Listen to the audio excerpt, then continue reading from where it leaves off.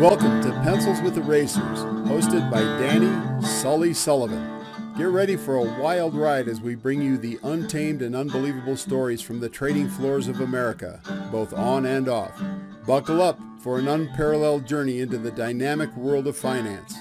Without further ado, let's dive into the extraordinary tales with Sully.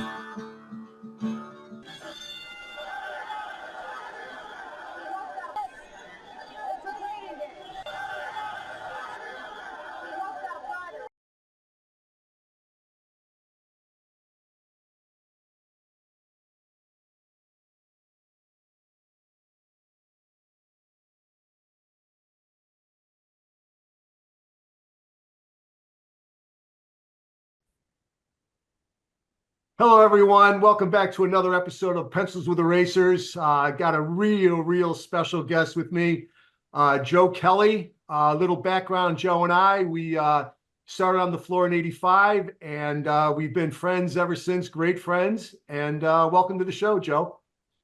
Well, thank you, Danny. It's an honor and a pleasure for me to be here with you guys. And I feel like I know you already after having watched some of the previous episodes. And I really credit you guys.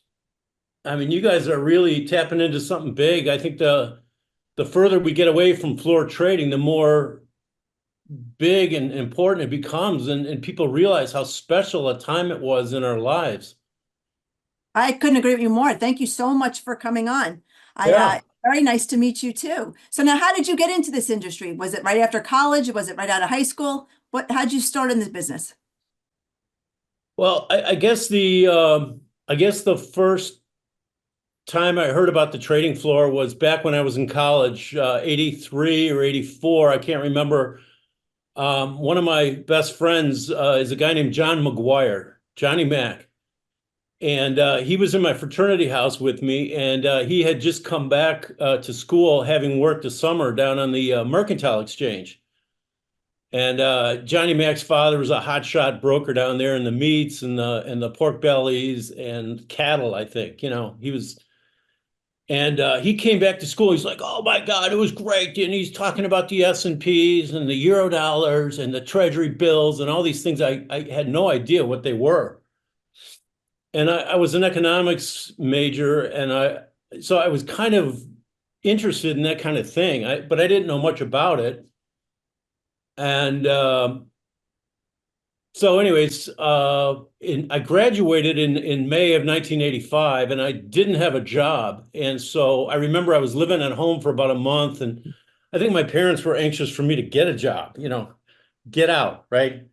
Sure. But right around then, my cousin Mary Healy, she's a little bit older than I am, like 4 or 5 years older than I am. Mary was working in Chicago at the CBOE. And she said, "Hey, Joe, I don't know if you found a job yet, but Goldberg Securities is looking for a couple of runners." And I was like, "Hell yeah." So she put me in touch with a guy named John Taylor, who was the floor manager at Goldberg. Danny, you remember Taylor, right? You know what? I haven't heard that name in 40 years. Absolutely, I remember John. Great guy. It sounds like all the names that you would find around a bar at a pub. Oh yeah. Right? Like right. Johnny Mac and McGuire. I love it. It's great. Oh, well, look at us, Sullivan, McCarthy, and Kelly. Right? It doesn't get better than that. Oh, it reminds me of that joke, but anyways, I'll keep it. So I called John Taylor, and he goes, "Yeah." He was right to the point. He goes, "Yeah, come down, page me Tuesday at 9 o'clock. Click. He hangs up. So I told my mother, and she's all excited. She goes, "Okay, great. I'll make sure you're there." So she drove down to Chicago. We're living in Wisconsin at the time, and dropped me off at the CBOE. And I went inside and went up to the visitor's desk and paged John Taylor. He comes up off the floor, and he signs me on, and he takes me down on the trading floor. And, he wanted to make sure that I was comfortable with all the yelling and the screaming and the noise and the confusion and, the chaos, right? Because it's not for everybody. No. But that's the best part. One of the best parts, but yeah, Oh it's not yeah. for everybody. I mean, I'm a kid. I had never been to a casino before. I had never been to anything like it. I had never seen anything like this in my life. And so he walked me around the floor and told me what I'd be doing. I'd be a runner. So you take an order from the phone clerk, take it out to the pit. You don't have to be a rocket scientist to do this, but I just, the pay was low. It was nothing. It was $275 a week. I mean, and I remember I told my dad that, and he was like, take it. He goes, it's an opportunity. And God bless him for that advice. So I took the job and I started out as a runner, and I ran in the equity pits. So I'd get an order, I'd take it out to Ford Motor, or I'd take it out to Hewlett Packard or whatever, and that was it. And so after about 3 months, I think it was, Taylor comes up to me and goes, how would you like to go over to the OEX pit, the S&P 100 index? And I'm like, hell yeah, I'll do it. Because that was the heartbeat of the CBOE. Danny, you remember. I mean, Yeah, that was the pulse. The OEX was rocking and rolling, and it was great. And I wanted to get into that, man. I was like attracted to it, like, bees to honey or whatever they say. And you picked up a ton of like knowledge by that point about trading, or were you still kind of like still enamored with everything and the noise at that point? Because 3 months, you can either learn a tremendous amount, or it takes a while to adjust. Oh, my dad gave me advice. He said, Joe, be like a dry sponge and soak up everything you can. Pay attention, observe, ask questions, just get into the middle of this thing. And so I went into the OEX, and that was my job, was to just run orders into the pit. And, getting into the OEX pit in a fast market can be a challenge, but I'm not afraid of pushing and shoving. I'm not afraid of, getting through. And so I was a runner in the OEX pit. And I remember one day after the close, I was kind of walking around I was upstairs near the members lounge, and I saw a room. It looked like a library. It had a bunch of books. It was a glass encased room, but there were a lot of books in there. And I walked in there and I found a book on options, and I went to check it out. And the woman at the desk said, I'm sorry, I can't lend you this book because you're not a member. And I said, okay, no problem. And just as I was beginning to leave, I hear from behind me a guy say, no problem, I got this. I'll check it out for you. And I turned and I looked, and it was one of the Goldberg market makers that I knew. I kind of knew this guy from the pit. His name is Jim Downs. And so Jim checked out the book for me. And I thanked him. I was like so grateful that he did that for me. Well, then a couple of weeks later, excuse me, a couple of weeks later, I get to the desk before the opening, and somebody says, hey, Joe, there's a package for you. And it was a book. It was a bag from Crocs and Brentano's. You remember that bookstore? Oh, yeah. So I open it up, and there's a book. It's called Options as a Strategic Investment by Lawrence McMillan. That's right. And there's a note on the book that says, hey, Joe, this is considered the Bible of options trading. Best of luck, Jim Downs. That's so nice. Wow, that's really cool. Was he much older than you, like much, much older, or was he within like, your dad's age, or just? Yeah, Jim at that time, well, I would say he's 6, 7 years older than I am. Oh, okay. But he, that's such an old school thing to do. It was so cool. It was so cool. Yeah. And I went into the pit later that afternoon, and I thanked him. And then he started asking me some questions about, where I'm from, what do you do, blah, blah, blah. And then I remember the market picked up, and he had to jump. He had to get back to trading. But hey, Joe, how old are you at this time?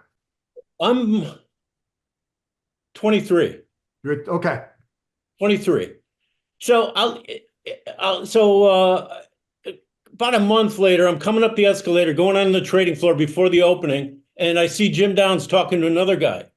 And he sees me, and he goes, "Hey, Joe, come here." He goes, "What are you doing for lunch today?" I said, "Nothing." He goes, "Well, let's have lunch upstairs in the members lounge." So I'm like, "Okay, cool." So we go upstairs to the members lounge, and excuse me, and he offered me a job as his clerk. So he said, "I'm looking for somebody to work directly for me as my clerk." Wow. You know, somebody, you know, somebody that can check my position, somebody that can keep my count, somebody that can, check trades for me. In the OEX pit, you make a trade across the pit, it's hand signals. I buy 200 for a half. You got to communicate through hand signals. And so my job, one of my jobs was to go across the pit and check the trade. Okay. So, and I'd handle out trades for them. So in the morning, I'd take care of the out trades and so and I ran. Cal, wait, really quick. Cal, how long did it take you to learn the hand signals? Oh, real quick. I loved it. Like I said, I was really interested in learning because I knew that this was a career I wanted to do. And, the fact that Jim Downs picked me up after 9 months of being a clerk for Goldberg was pretty awesome, because there's a lot of guys that start out as runners, and they're runners and phone clerks for 4, 5, 6 years. Did you ever ask Mary at Christmas if she was slipping them 20s? What's that, Dan? I said, did you ever ask Mary at Christmas if she was slipping them 20s? Exactly. No kidding. Like, wow, I was shocked, but it was great. Working for Jim Downs began my education as an options trader, and it was phenomenal. I mean, he at that time was a very well-respected trader in the pit. He was he was just a first-class guy, and he had a great reputation in the pit. People knew that if he made a trade, he was good. He was good for it. And, he's a likable guy. And I felt like, oh my God, this is like a master class in options. It's like I'm learning I'm getting one-on-one training with this guy. He was spending time with me. He'd answer my questions. He'd teach me, and we'd talk about it. Sometimes we'd smoke cigars in his office. This is back when you could smoke a cigar, right? So now it's 1985, you're 23, you start as a clerk. How long were you clerking for him for? So I clerked for him for about a year. And, the deal was, and that he would train me. And then if everything went well and I liked it, he would back me financially to become a trader. Wow. And, so that's what he did. And during that year, he would educate me on how to trade in a pit and how to listen to the crowd and how to, hear what's going on behind you over there, keep your eyes open and, look for opportunities, spotting inefficiencies in the market. Because back then, technology it wasn't really there yet. And so you might have options. I mean, there was a lot of inefficiencies. So if you were into arbitrage or, if you were a scalper like, Jim was, and you could make some real money. So anyways, the other thing Jim did that really helped me a lot in my career and as a trader was introduce me to key players in the pit. And he'd say, "Hey, Jack Fahey, I'd like you to meet my clerk, Joe Kelly." Or he'd say, "Mike Gallagher," all these key guys, Danny Bussey, George Doherty, Morgan Sachs, Morgan Stanley, Goldman Sachs, all the key players that were part of the OEX pit. And Jim went out of his way to introduce me to these people. Are those mostly brokers, Cal? Yeah. Let's say most of them were brokers. Yeah. And so, when it came time in the spring, I made my application for membership, and I took the test, and at this time we were thinking about real estate. Okay, where is Joey Boy going to stand in the pit? Because you guys know, I mean, real estate's everything in in the pit, and he kind of marked out a spot right across from where he stood. And I said, well, I can't stand there because Bill Fishman stands there. He's like, fuck Bill Fishman. Who's going to take that spot? You or Bill Fishman? So I'm like, you know what, Jim? I'm going to take that spot. Yeah. Yeah, you are. Oh, I And- love it. You know, it's Okay, It's wait, Joe, really competitive. quick. Let's take one step back. So obviously you're on a badge now. yeah. Okay, so just in 30 seconds, what did you have to do to get that badge? Do you remember? For the people that Well- don't, like the newbies that really never worked on the floor, what did you have to do to get that badge? I had to listen and learn and show like I was a worthy investment to Jim Downs. Oh, no. What I mean is the test. Remember, didn't you have to take a test? Oh yeah, if you have a pulse and you can add 5 and 4, you got it. But the Okay, 15, no you big deal. guys So also? you took the test and well, I know you went to college for 8 years, so that's why Yeah, right. that's that. Okay, so 7 now years when you of went college. to your spot in the crowd, was there any beef with that? What is it? The gentleman, Bill? Was it Bill? You said? Yeah, there was a beef, and at Bill Fishman at this time was probably in his late 50s, and he was slowing down, and he wasn't strong. He wasn't a big trader. He wasn't very well respected, but he had been there a long time, and I beat him. It was a competition, and I won. Okay, and I'm not. I feel bad for the guy now, but I got to the exchange at 5:30 in the morning before the gates went up. The gates go up at 6 o'clock. Right. So as soon as the gates went up, I hauled ass up the escalator, went into the pit, put down my card. Okay. And that the honor code is if someone's card is there, that's unless you're an established trader, and how do I say it? There was a code of ethics, but also, if someone puts down their card for a month, every single day for a month, then or 10 years in Bill's case. yeah. But Bill wasn't very good at defending his real estate, and I was very competitive. Okay. And so, anyways, I got that spot, and it was a great spot because I was in proximity to a lot of the key brokers. There was a big guy behind me named Tim Matthews, who was an awesome Irish guy, fun. He liked me, and he liked Jim Downs. Well, he liked me because he liked Jim Downs, and Sure. Jim introduced me, and got me the relationships, and Right. so he was very good to me.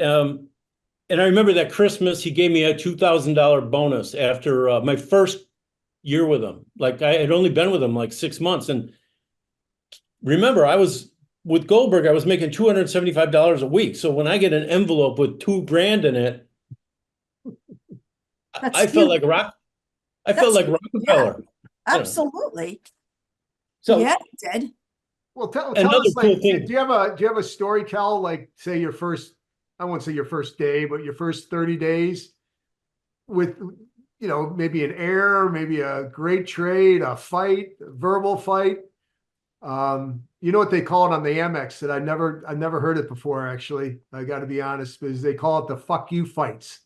So that's all you would say is fuck you, fuck you. You wouldn't That's say, it. Oh, yeah. and you'd be like maybe nose to nose, but nothing would happen.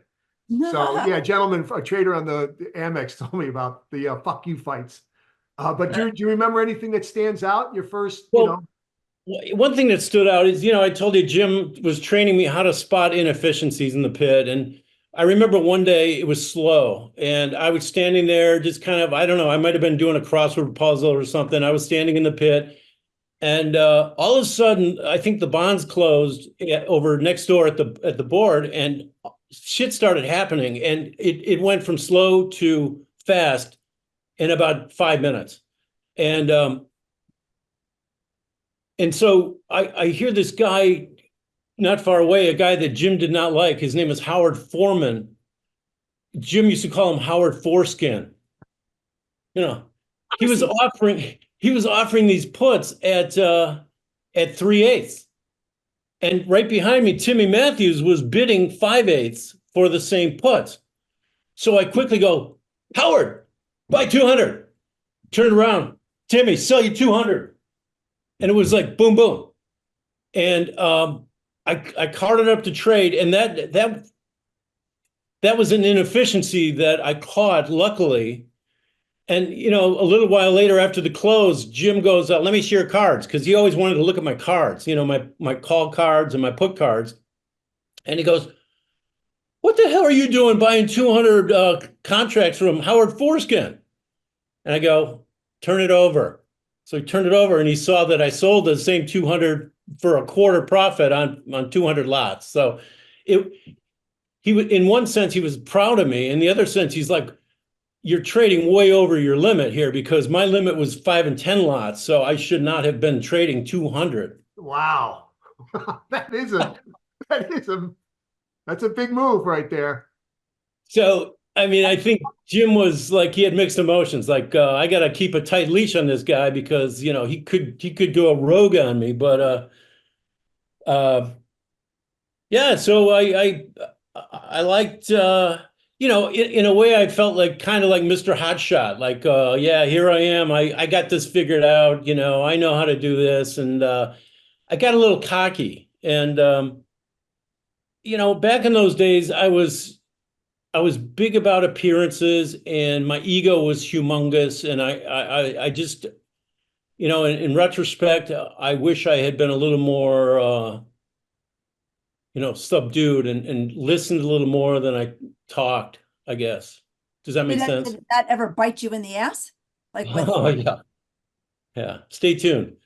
Well, give us an example, Cal. Well,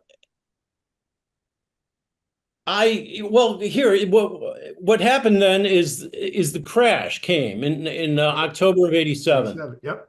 And right before the crash, I had an out trade, which cost me probably half my trading account. It was a put versus call out trade, and I was wrong. I carted it up wrong in the pit. I don't know what I was thinking.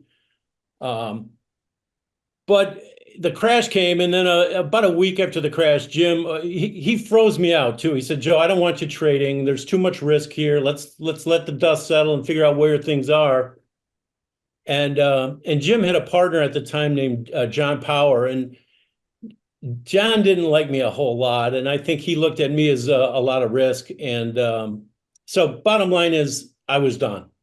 As quickly as it started and happened, now I'm out. And a lot of guys were out. It was a lot of people lost their jobs. They lost money. They were out of the game. And so I was out of the game. And I, rather than thank Jim for the opportunity and all the time he spent teaching me, I took it personally, and I was like pissed at him, and I was like, well, fuck you. And I didn't say that to him, but that's how I felt. And I think it's a fact that people don't realize that it, as quickly as it comes and as easily as people get on and start, I don't think people realize how quickly it can be gone. Like, that's something that people don't generally know. That's not an aspect of the exchange that people generally convey. Yeah. So good for them to hear this. Yeah, I think that I had such a great thing and in the OEX pit, and I thought, wow, I had with Jim, I had a great thing. And at that time, okay, after the crash in 87, that was a big thing, if you remember. I mean, it was huge. And so a lot of guys were free agents, and they're looking for a new gig, and I was one of them, but I couldn't find anything. Nobody was hiring. I didn't know what to do. I had some money in the bank, not a lot, but I'm right around early January, after the crash, I'm like, fuck it, I'm going to go skiing. So I went out to Jackson Hole, Wyoming. Wait, before you go how did you leave it with Jim? It was right sometime I think I stayed with Jim till the end of the year. And then it was like, he was not willing to put up any more capital in my trading account. Number one, because of the risk in the markets, nobody knew what was going on. And Two, I was kind of a wild hare, you know. I mean, got a little big for my britches some days, and he looked at me as, I think Jim would have kept me, but the other guy, John Power. yeah, I think he wanted to get out. He and Jim had a problem, and so I think Power wanted to take his money and move on. Gotcha. Cal, the writing really was on the quick, if wall. you don't mind me asking, what would be an average trading account back then? What did you have in your account to play with? I think they started me out with 20 or 30 grand. You didn't need a whole lot of money, you know, but if you stay within your limits, you know, I mean, if you're 5 and 10 lots, you're in and out, you're a scalper, you're not putting on huge positions. I mean, I would put on like butterflies, straddles. I was doing a lot of long volatility stuff. So I'd buy a straddle, buy a strangle, doing back spreads. So I was buying volatility. After the crash, though, we went into a big contraction of volatility. And so I had to, you know, I wasn't trading then, but a lot of people changed and went short volatility. But I mean, so I was out of the game, you know. I was, hold on, let me have a little water. Yeah, you're skiing now. So it's January of 1988. You're in Jackson Hole, Wyoming, skiing. Yeah, so I went out there, and I knew a guy from Madison, Wisconsin, that I knew, and he was working for the mountain, and we were working for Jackson Hole, and he got me a ski pass, which was cool, and I got a job as a bartender at a place called the Mangy Moose. And I don't know if you ever heard it. It's still there. It's right at the base of the mountain. And I was partying like a rock star. I mean, I was going out, I mean, every night. So I'd ski and, you know, we'd play cards or, you know, hang out at the bar. Or it was fun. But, you know, after a month or so, maybe it was 6 weeks, my roommate calls. I was living with a guy named John Matt in Chicago, and John and I were roommates. We're renting in a place in River North, and he's like, "Hey, asshole, you got to pay your rent." You know? Oh, that old thing. Yeah. Or you owe me money for the electric bill, the ComEd bill, or whatever the hell it was, and I was starting to run out of money, and then my dad called. He's like, "Hey, what are you doing?" And I go, "I'm skiing." He goes, "Cut out the nonsense. Get back to work." You know? So I thought about it. I'm like, you know what? I got to get back. I got to get back in the game. I got to figure this out. I got to, you know, quit feeling sorry for myself and man up. You know, I got to get out there. And, you know, I'm committed to trading. I'm committed to it. So, so then this is like my next part too. And Danny, you're a part of this story right here. This is I caught a lucky break here thanks to my friend Danny Sullivan and his brother Terry. One night we're out drinking, and Danny, I don't know if you remember this, but we were at a place on Addison called Guthrie's with your brother. Sure. And Terry says, "What are you doing? You know, what are you up to?" And I go, "Nothing. I'm unemployed. You know, I'm looking for something. If you know of anyone." He goes, "Well, as a matter of fact," and he writes down a guy's number. He goes, "Call this guy. His name is John Cranford. He's in Philadelphia." And Terry and Cranford used to be partners in Philadelphia, right? And turns out Cranford cleaned up during the crash. I mean, he made a boatload of money, and he was looking to expand his operation in Chicago. He wanted to start an operation in Chicago, but he didn't know anyone. He didn't have a contact, and so I called Cranford up. I said, "Hey, you know, Terry Sullivan gave me your number," and he goes, "Well, as a matter of fact, I'm going to be in Chicago next week." He goes, "Why don't we get together?" So I met Cranford over near the Sears Tower at a coffee shop, and we hit it off right away. I mean, great guy, funny, you know, kind of a little bit of a scatterbrain, like we all are, right? And I said to him, I said, "Hey, how would you like to go down on the floor, right? You know, this morning? Do you got time?" He goes, "Hell yeah!" His eyes lit up. He's like, I'd love to go down on the floor. And at this time, I didn't have I didn't have access to the floor, but I called one of my friends over there and I said, hey, can you sign me in as I've got a friend in town. Can you sign us onto the floor? He said, no problem. So Cranford and I go down on the trading floor, and he loved it, man. He was like, wow, this is, I want to be a part of this. Oh, you just upped your street cred by getting them on there like Oh that. yeah. Yeah, I'm Right? feeling good. Okay. Yeah, absolutely. Joey's feeling good, you know. Mr. 200 lot. Yeah, Yeah, Mr. Wall Street, you know. So Now, was Jim still down there when you went down?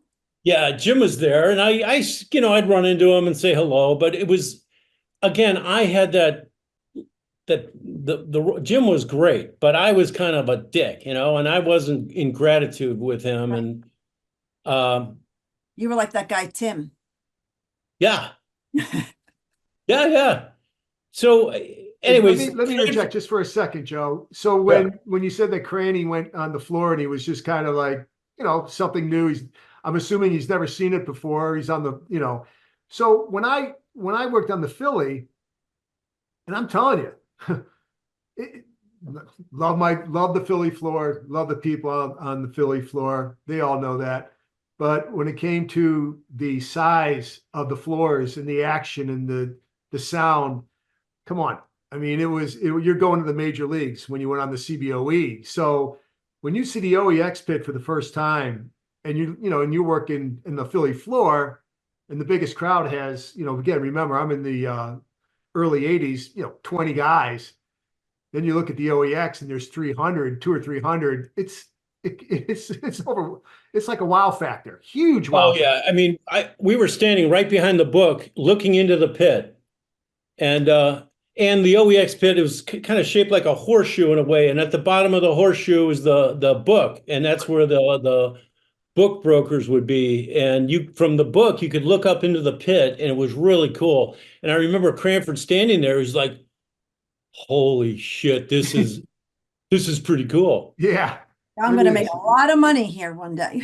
Yeah, Cranford was a hot shot. I mean, he was a monster trader in Philadelphia, you know, and he and his partner, Vinny Casella, they wanted to expand. They wanted to do something in Chicago. And so Cranford says, Joe, I like what I see. He goes, let me go back to Philly. I'll talk to Cranford, and I'll talk to Vinny Casella, and I'll call you.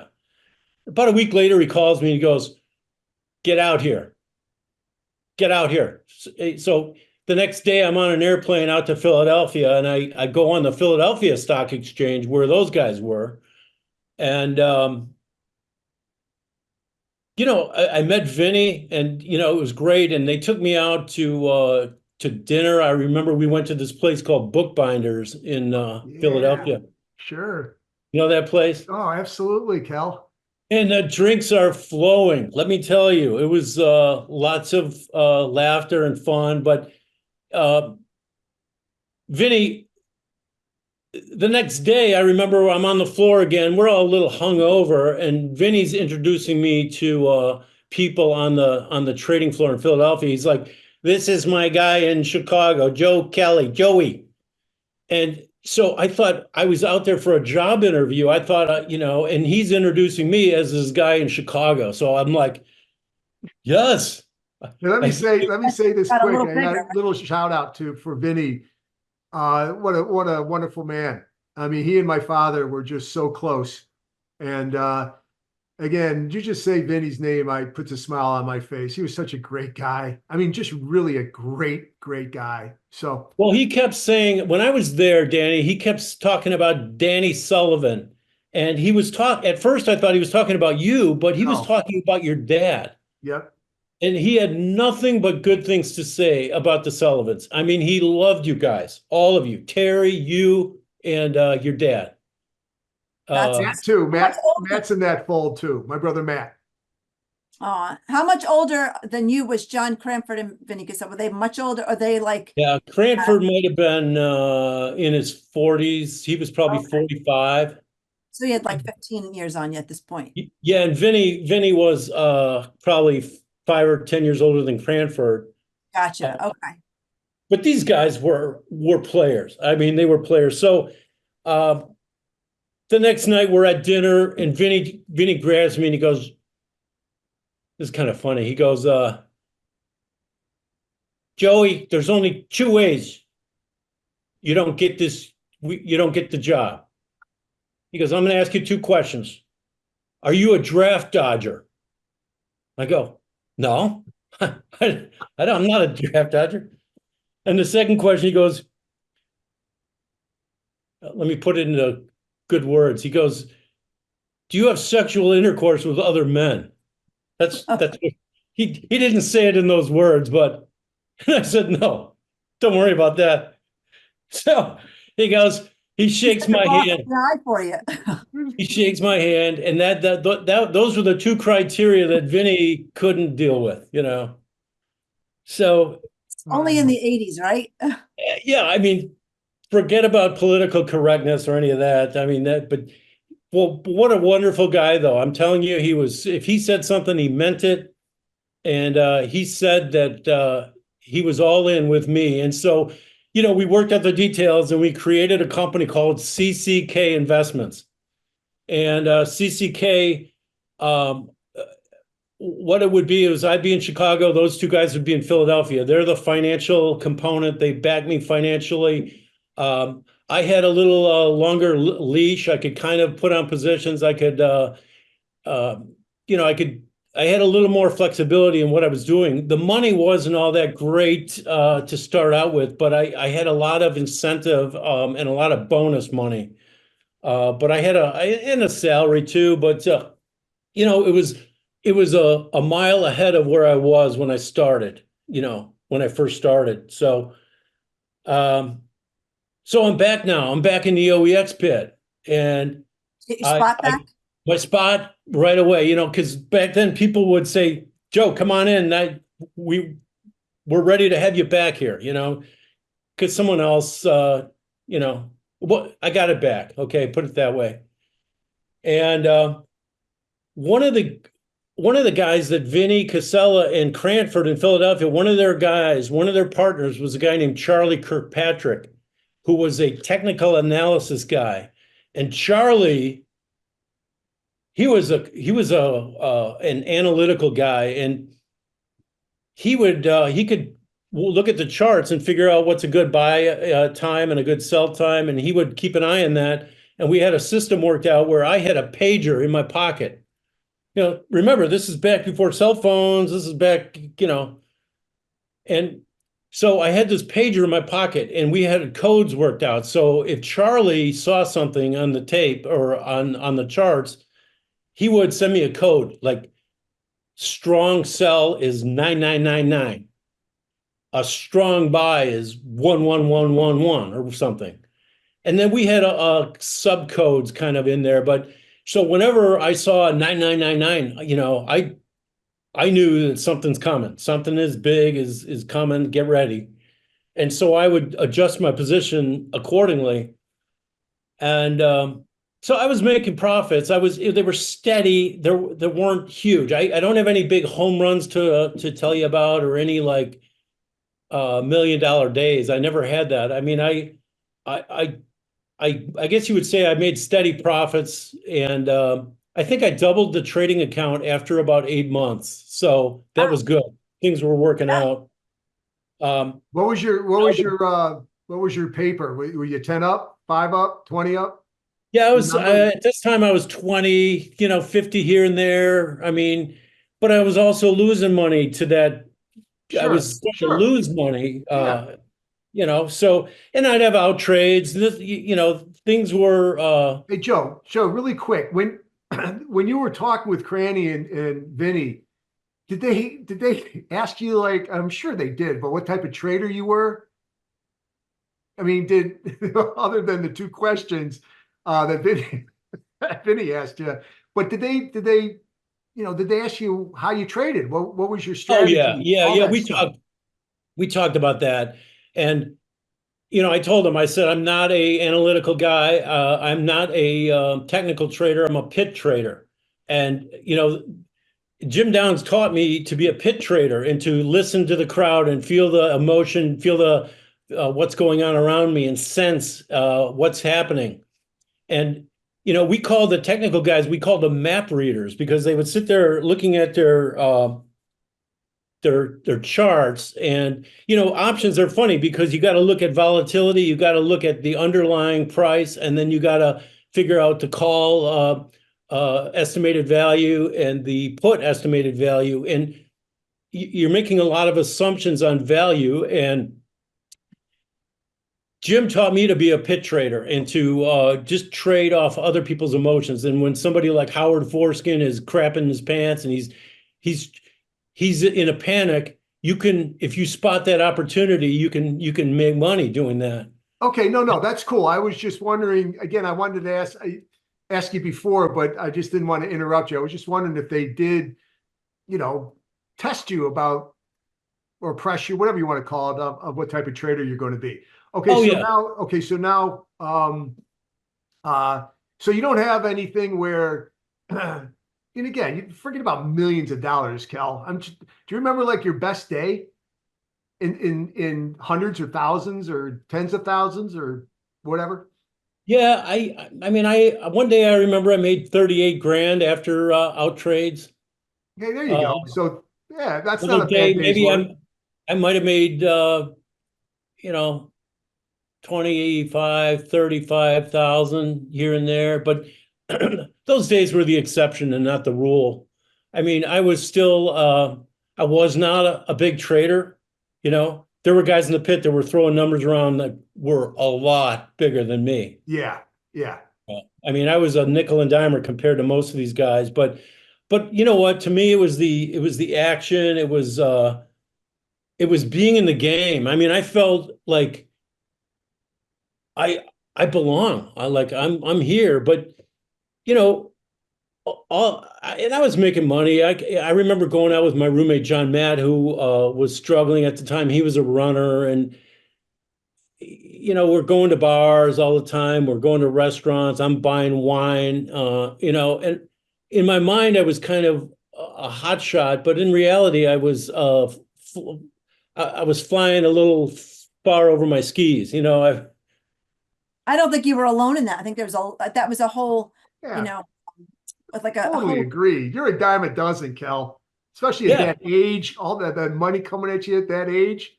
Early 90s, 30 years old. I mean, you were living the dream. Absolutely. Oh yeah. I mean, I was living the dream. I mean, we were going out all the time. I mean, I was going to Danny, you remember all this. Dan, we'd go to Glasgott's and McGee's and Grant's and The Office and all these bars that we used to hang out at, Murphy's. You've heard of that before. Absolutely. And so how long were you and since was that, how long was that, did your company exist for? It was it went for a couple more years, and then wait, we're not, I got a couple, let's not jump ahead 2 years here. I was going to ask you, when you were down, when you had a bad day or bad week, did Cranny or Vinny ever, like, do you remember those discussions? Were they tough on you? I'd get all upset about the $3,000 loss day. And those guys are like, I remember Cranny would always say, Joe, don't worry, it's only money. And I thought, oh my God, this guy's great. He's not going to worry. He's not going to sweat out a $3,000 or $5,000 loser. That is such an old school thing to say. That was like my dad's mantra. Yeah. Yeah. It's only money. And I would be like, oh my God, how could you say, like, I would feel so crushed if I was down a couple grand, like you said, and then he'd be like, oh, stop, it's only money. Give me a break. And I was like, and it wasn't even my money that I was taking to heart. So Yeah, I mean, I felt, but all the while, I don't know. I felt like I don't know. I should have had a bigger. I should have thought bigger, I guess, is what I'm trying to say. Is my thinking wasn't very big. I think I was limited in my in what I was doing and where I was going. Hindsight's great, isn't it? Yeah, I mean, back then, I mean, I'll tell you, I was drinking a lot, and I was going out. Sometimes I come in hungover. Um, you know, you want to hear a funny story, Danny? You'll like this. Ann, you want to hear a good one? Absolutely, I do. So we know a guy, Danny and I know a guy named Tim Farrell. Tim Farrell's a funny as shit guy. I mean, he's about 6'1", 6'2", 210, big Irish guy, funny as shit. One day we are out. Tim was a trader too. I don't know where he traded. I think he was on the Mercantile Exchange or something. But one night we're at the Lodge, and it's a bar. It's been there forever. It's on Division Street, and I remember I was in the back. I was shooting pool, and Farrell, I think, was up in front of the bar, and I hear this, "Fuck you! No, fuck you! Come on, let's go outside," And so I remember I put down my pool cue and I walked outside to the alley next to the Lodge. And Farrell and this other guy who's about the same size, they're getting into it, punching. They're rolling on the ground on the alley, fighting. And I'm just standing in the back. I'm holding a beer, watching and laughing my ass off. And this woman walks up to the middle of them, and she goes, "Farrell!" She yells, "Farrell!" And it was like a movie set where the director goes, "Cut." Both of the traders, both of the fighters stopped. They just stopped. And Farrell looks at the other guy and he goes, "Is your name Farrell too?" And the guy goes, "Yeah."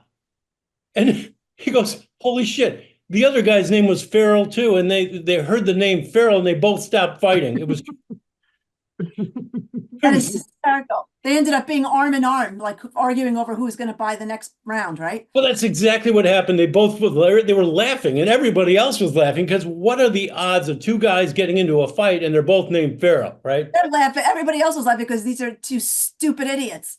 Two stupid. But are the point there, right?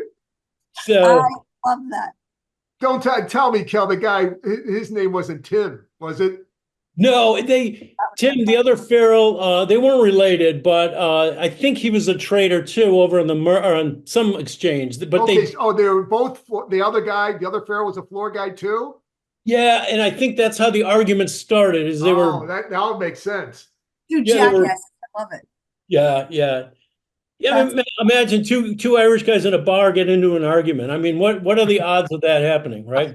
Who was the woman and who was she yelling at? Which one? She knew the other Farrell, and maybe it was his sister or something. I don't know, but No, but it is. Neither one of them wanted to get into it with the sister because the sisters of Irish brothers are the toughest out of all of them. Exactly. Believe me. Exactly. My daughter says he calls one name and both boys sit up straight. So yeah, you're damn right. yeah. So Kel, like after with Cranny and Vinny, how did it come to an end? Unless you have something else you'd like to share, any other training. Did you ever? Hey Kel, really quick, two things. One is, did you ever get into beef with anyone other than just verbal? Do you remember your biggest beef? And if you can't, I never got into. I'd have arguments, but I never got into a fight or anything like that. No, I didn't expect that. I just thought maybe again, as they call it on the MX, a fuck you fight, but it got really bad. No, I just remember two guys in the OEX pit getting into like "fuck you," and they were right in each other's face, and I thought, "Oh man, this is going to get ugly." And next thing I know, an hour and a half later, they're having lunch together in the members' lounge, and they're laughing. Yeah. And I mean, that's a trading floor. It's like you get into an argument with somebody, but you get over it and you move on. And that's the beautiful thing about it. All relationships should be like that, right? Yeah. Wouldn't that be a wonderful thing? Divorce would be down so much. Can you imagine? Hey Cal, do you remember any pranks? A lot of money. Any pranks in the OEX? I've heard your previous podcasts and they're awesome. And you've covered most of them that I remember. The funny thing is the computer paper and you staple it on the guy's trading jacket in the back. Yes, and it gets So he real has long, right? Yeah, like a 20-foot tail. Remember that? about that. That's so funny. That's a new one.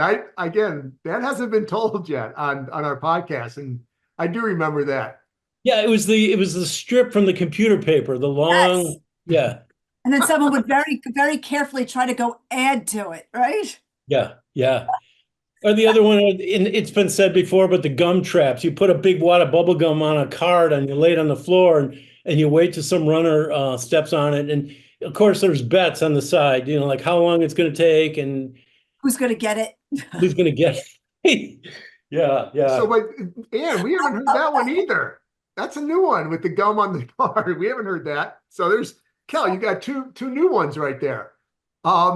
Okay, so basically, you want to share how it all came to an end? What was the final? Well, with Cranny and it was kind of like a slowdown for me. Cranny said, "Hey, Joe," he kind of started curtailing my trading. Something was going on, and he wasn't really telling me. And one day I called him. I said, "What's going on?" He goes, "Well, we got some things happening here in Philly, so just be patient, just hang out and wait." So I could come in the morning, trade the opening, but he kind of handcuffed me, and because what happened was they were losing a bunch of money in Philadelphia, and I don't know if it was United Airlines or I don't know what was going on, but they were hemorrhaging money, and they were starting to take money out of my trading account, and it just was a slowdown. It was kind of a freeze, and I just remember coming into the opening, and then I really have nothing to do, Yeah. because I really couldn't trade. So I mean, I remember spending a lot of time going to the Sign of the Trader or Alcox. Yeah. Here I am at Alcox at 12:30 in the afternoon, and I'm drinking with a couple other guys. One time I'm sitting there at the bar. It's the middle of the day. I'm sitting next to a construction worker, and then we start talking. I go, "Hey, what do you do?" And he goes, "Well, I'm an electrical iron worker. We're building the AT&T building right over there near the Sears Tower. Right just south of the Sears Towers. That new building was going up." I go, "Wait a minute. You're an electrical worker, and you're here drinking beer?" He goes, "Yeah, I got to get going. I got to get back up to the job." This guy is climbing. He's on iron beams, 80 stories up in the air after having 4 or 5 beers at lunch. Wow. Like, who the fuck does that, right? Locals, the local union workers. I love it. That's he's another dime a dozen when you think about it, right? Yeah. So I mean. So now, did they dissolve? Did you guys dissolve CCK around 95, 93? When did Yeah, that? it was, gosh, I'm trying to remember. It was right around there. It might have been a little earlier than that, but that was it. I mean, they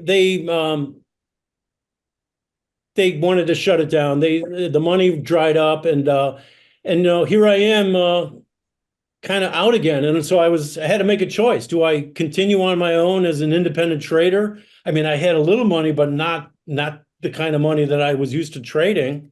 Right. Or do I leave the business? What am I going to do? And if you're listening closely, you'll hear me say talk about alcohol and drugs, and that's part of my story. Alcohol, I love to party. I'm an extrovert. I love to go out to bars and meet people and get to know people. But it was becoming more and more frequent, and it was starting to interfere with things in my life because, alcohol is fun for a while, but after a certain amount of time, it starts to become not so much fun anymore. And that's kind of what was going on is, I'll tell you a quick story. What happened was one day I was with CCK and I came in for the opening and I was hungover. I mean, I was hurting. You know how you get when you're hungover and you just feel like dog shit all day long. And I was up in the members lounge upstairs and I was laying on a couch and I don't know if I was sleeping, but my eyes were closed. And I look up and there's a guy who came and sat down right next to me. And he was a monster trader. I mean, one of the biggest traders in the pit. And I knew who he was, but I didn't think he knew who I was. And he said, Joe, do you mind if I sit here? And I said, no, not at all. And he goes, Joe, if you ever want to quit drinking, give me a call. I'll take you to a meeting or something. And I thought, wow, okay. But then I thought, do I want to quit drinking? Hell no, I love it. I'm having fun, So he wrote down his number, gave me his number, and well, I didn't quit drinking for almost 20 years after that because I thought, oh, there's no problem. I feel great. Everyone loves me. I'm funny. I'm such a great guy when I'm drunk.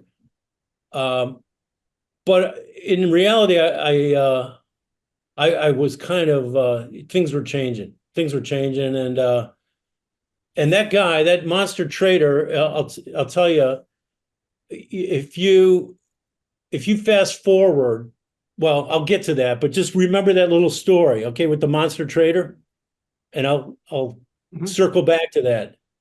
But around this time, I met I was dating a woman. I met what would become my wife, Ginny, my first wife, Ginny. And Danny remembers Ginny, of course, right? Sure. Yeah.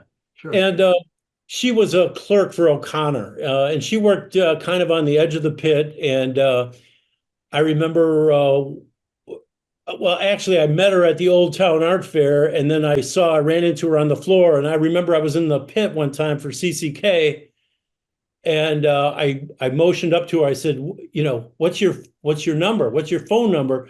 So I was planning on calling her from the floor phone. In the pit, we had a floor phone right next to us. And she hand signals her number to me. It's 37064. So I reach over to the floor phone and I call her, and she's right up there but it's so loud in the OEX pit, you can't communicate. So anyways, our first date, I asked her to go on a boat cruise on Lake Michigan. And, it was, again, it was a lot of fun, a lot of drinking, but, we dated for a couple of years and then we got married in 92. And, and actually, Ginny, I owe her a lot of gratitude. She helped me make two big key decisions in my life. One was to leave trading, and the other one was to quit drinking and get help. And so if you fast forward to 2007, that was a turning point in my life. 2007. It was at that time I was 45 years old, and as I mentioned, my drinking had not gotten better. It was kind of progressing, and it was starting to affect all the aspects of my life. And I felt like I was underperforming or underachieving in just about every aspect of my life, my career, my job, as a husband, as a father. By this time I had been selling real estate for 5 years, and I was doing fairly well, but I looked in the mirror and I didn't like what I saw. I was pasty and chubby and kind of like lazy and slow, and I just felt like I was like I'm a vehicle. I'm a Ferrari. I'm designed to go 200 miles an hour, and I'm really a Chevy that's going 55. And I saw a better version of myself, or I envisioned a better version of myself that's out there somewhere and it's available. All I have to do is grab onto it. And so long story short, Ginny helped me get into Hazelden, which is a rehab, and it's in Minnesota. And, I didn't want to go to rehab, what the fuck? who wants to go there, right? Who wants to go spend a month of your life in a rehab facility? But it turns out that it was one of the best decisions that I've ever made in my life. You know, to to figure out what was really the problem with myself. And and traders really are motivated by three emotions. It's ego, fear, and greed, right? We all know this. And my biggest problem was fear. I lived in fear.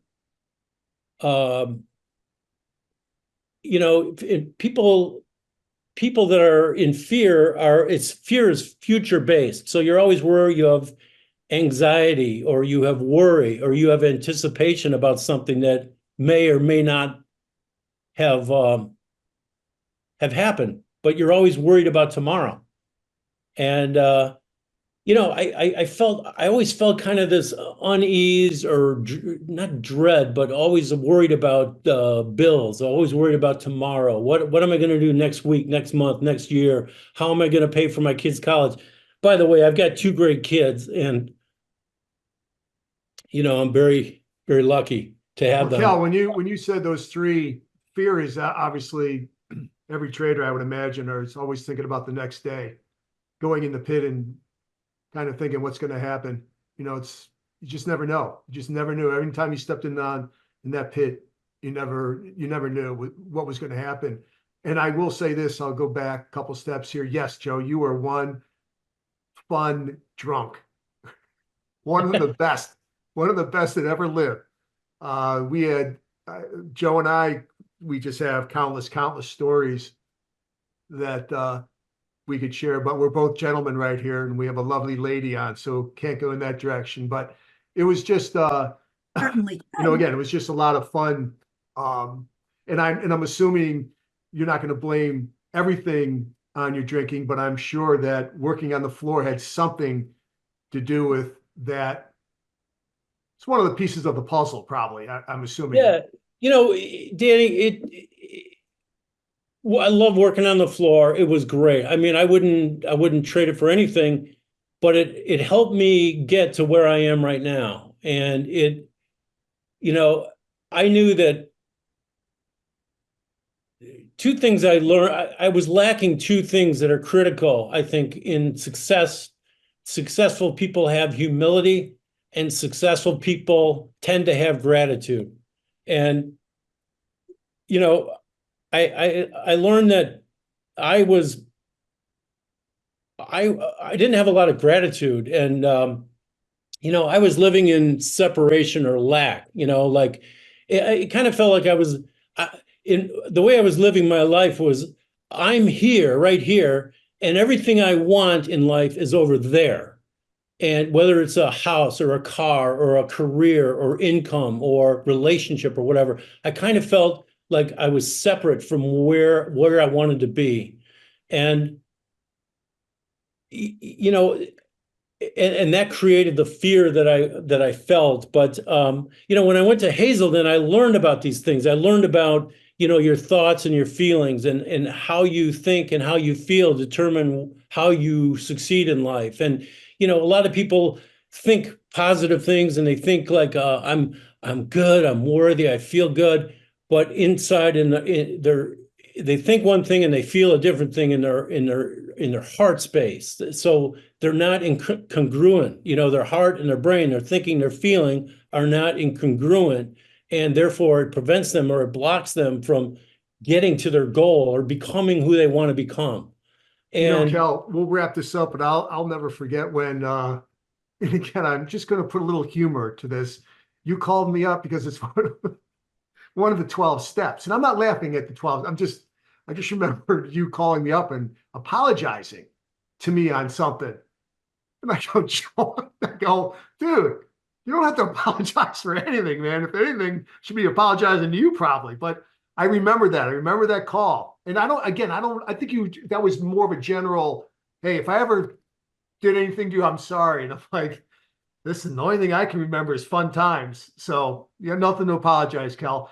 And it seemed like when you gave me that, when you when you called me, you seemed to be more relaxed after that. I think it was not easy for you to make that call, is kind of where I'm going with that. And then after 12 seconds with me, you were like, God, I hope everyone's like this. Every call's like this. So, okay, Kel, Well, I gotta say, I think two things here that, really quick, Ann, is, well, go ahead, Ann. No, Ann, go ahead. I was gonna say, he brought up three characteristics. You said ego, greed, and fear are three characteristics of a trader. I think you left out two pretty important ones, though. I think to be a trader, it takes a lot of inner strength to be a trader, because I think a lot of traders know when the writing is on the wall and when to pivot. And I think that's extremely important, because it's exactly what you did. So, so I don't think that's something that should be forgotten. Like, I think, ego, greed, and fear are huge, but they're not necessarily the positives of the characteristics of the trader. I think there's actually five, and I think that's inner strength and knowing when to pivot. And I think that's, indicative of what you did. Like, that's exactly what you did. And I think that's something you shouldn't forget to recognize in yourself, because that's pretty important. And that, you're talking about being a father. Yep. There's no better role model, just like that guy Jim Downs did for you. Like, he brought you on and you looked up to him, and you had a trajectory in a different path than him. But, to be able to recognize certain things and pivot, I think that's a tremendous quality. And I think that's something that a lot of traders, more so than any other industry, have.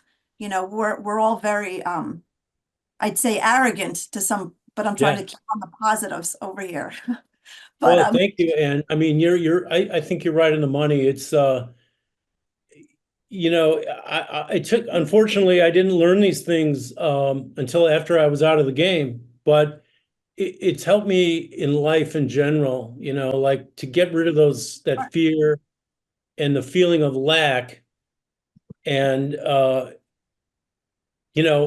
guess sobriety for me now, it's been 17 years for me, and I thank God every day, but it's, it led me to gratitude and to be grateful for what I have. And, it hasn't been 100% easy for me. And I mean, a lot of things, I got divorced in sobriety. I had the IRS up my rear end sideways for a while. And I've had challenges, but I've been able to get through them because of, I think, sobriety and gratitude. And that has led me to abundance. And that's where abundance is, where I wanted to be from the start. I wanted to have peace of mind. I didn't want fear. I wanted confidence. I wanted, I wanted what guys like Jim Downs had. They seemed to have it all together. They were calm. They were cool. They were confident. And I felt like I didn't fit in. I felt like there was something wrong with me. And only later did I realize what was missing. And that was, the humility and the gratitude, and the thinking and the feeling. If you can get those lined up, you can do anything. I mean, that's the magic sauce of anything, I believe. Well, then you should get 37064 tattooed somewhere, because it seems like when your first wife got you to switch gears to let you, start the process of going and getting help, I think that's a pretty powerful moment in your life. So you should give yourself credit for that. I mean, it was very powerful. She's great. I mean, well, of course, we had our battles and we were fighting over this and over that. But we've got two great kids, and Madeline and Bo. And I'll get a little emotional sometimes when I think about it. It would be odd if you didn't, right? Like, yeah, the things that you're teaching them great kids leading too. through example. That's strength. That's not easy to do at all. So yeah, I mean, I commend you on that. I feel like the luckiest guy in the world, and I've been able to have good relationships, and people like Danny, and I've known for many years, and we've gone through our little bickering battles here and there, just like anybody. But in the end, I think what you guys are doing on these podcasts is awesome, and I think it's going to grow and attract more and more and more. And because there's so many people that were part of the trading floors, whether you're in New York or the Mercantile Exchange or the Amex or the CBOE, which I was in. I think that we were part of a time in history that you don't see anymore. It was raw capitalism, and it was so exciting to be there, to be part of the pushing and the shoving and the screaming and the spitting and the sweaty animals all jammed into a pit. But we were a brotherhood. We were a group, and we looked after each other. I mean, if someone's kid was sick, or there were no more benevolent people in Chicago than the traders on the floor. I mean, they came out, they supported causes, we fought among each other, and we beat the shit out of people among each other. But in the end, we were a family, and I was part of that family, and I loved it. Nobody cared what color you were. Nobody cared what neighborhood you're from, your education, or who your father was. When you stepped on that floor, you better buckle up, and you better have a thick skin, because there's a lot of ball breaking that goes on, a lot of shit that you'll take. But in the end, I would trade it. I loved it. I mean, I absolutely. Wait, don't say that. Just so go ahead, man. Why don't you ask your question, and I'll end it with the question that's already been answered. But go ahead. I think that if I appreciate your kind words about pencils with erasers, because that's a testament to Danny's inner strength and his ability to pivot, because he came up with this great idea, and I'm just along for the ride. And I'm thrilled that he invites me on when he does, because I love meeting wonderful people, and I've been very, very blessed in that capacity. And would you do it again? Would you start back in 1985 through 93, and would you do it all again? Yeah, I would definitely do it. I would do it with a little different mindset. I would approach it a little differently in terms of, I talked about real estate before, and how, in the pit, the real estate is so important. But the most important real estate, I think, in the whole world is the 6 inches between your ears. And if you got control of that real estate, you can do anything. So I would go back to the pit if I had, what I have now, and it would be awesome. Okay, cool, Cal. And little pitch. What are you doing now?